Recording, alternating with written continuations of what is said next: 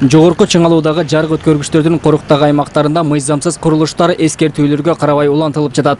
Өлкө боюнча 83 мыйзам бузуу такталып, ал соттук териштирүүгө чейин жетти. Мындан тышкары электр чубалгыларынын коруктагы аймагын сактоо иш-аракеттеринин алкагында дагы бир нече фактылар аныкталууда. Талапка ылайык, Жогорку Чыңалуудагы өткөргүчтүн эки жагында 20 метрден бош аралык сакталышы керек. Строительство, замена линии электропередачи деп жүрүш керек да. Азыркы көргөнсүз багы линияларда жандарында үйлөр салынып калганда, кээ бир жерде магазиндер туруп калган. Ал жерге биздин багы техника менен келип, багы тийиштүү жумуштар жасаганга бизге кыйынчылыкты туудуруп атат да. Андан тышкары бул экинчи жагы ушу радиус биз айтып коебуз, охранная зона депчи. Ал радиусу 20 метрди түзөт, анын жанында кандай бир курулуш иштерин жүргүзүүгө жана жашоого зыяндуу да. Бул төмөнкү Аларча конушунун тургундары. Электр чубалгыларынын алдындагы жерлерде 2010-жылы жергиликтүү бийлик тарабынан сатып алышканын айтып жатышат. Эми минте үй салып баштаганда Кыргызстан улуттук электр тармагы ишканасынан Жогорку Чыңалуудагы электр өткөргүчтүн алдында жашоо өмүргө кооптуу жана мыйзамсыз экенин угуп, аргалары кетип турат.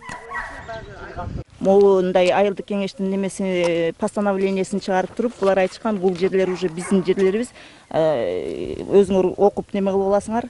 Айылдык кеңештин депутаттары ушундай неме чыгарып, ошол боюнча глава ал кезде Шайлообеков деген болчу.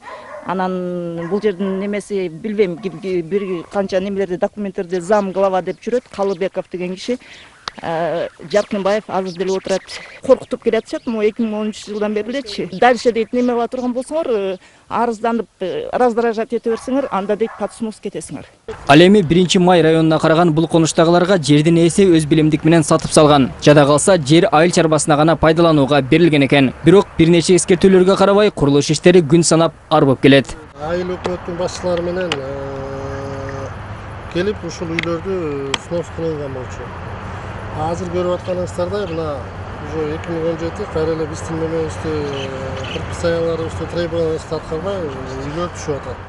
Жамандыктын бетин ары кылсын. Бирок 110 000 киловольттон Жогорку Чыңалуудагы электр чубалгылары эгер чагылган түшүп же каттуу шамалдан улам кулай турган болсо, 30 метр жердин тереңдигин жана айланасын куйкулап кетет дешет адистер. Мыйзам боюнча жарык өткөргүчтүн айланасында жер берүүдө же кандайдыр бир курулушка уруксат берүүдө жергиликтүү бийлик улуттук электр тармагы ишканасы менен макулдашышы керек.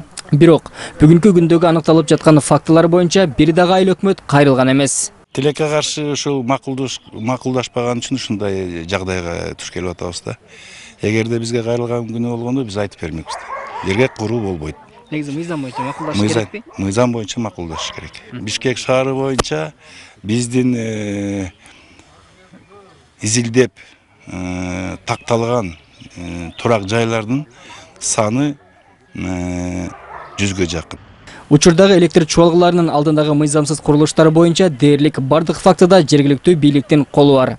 Соттук иштерге келгенде болсо, карапайым калк менен улуттук электр тармагы ишканасы кагылышууда. Ал эми дал ушул мыйзамсыз жерди саткан фамилияларды табуу мүмкүн болбоду. Жарандардын айтымында алар чөнтөгүн камбайт деп жумуштан кетишкен. Кутман Маматазимов, Бекзат Машрапов, ЛТР, Чүй облусу.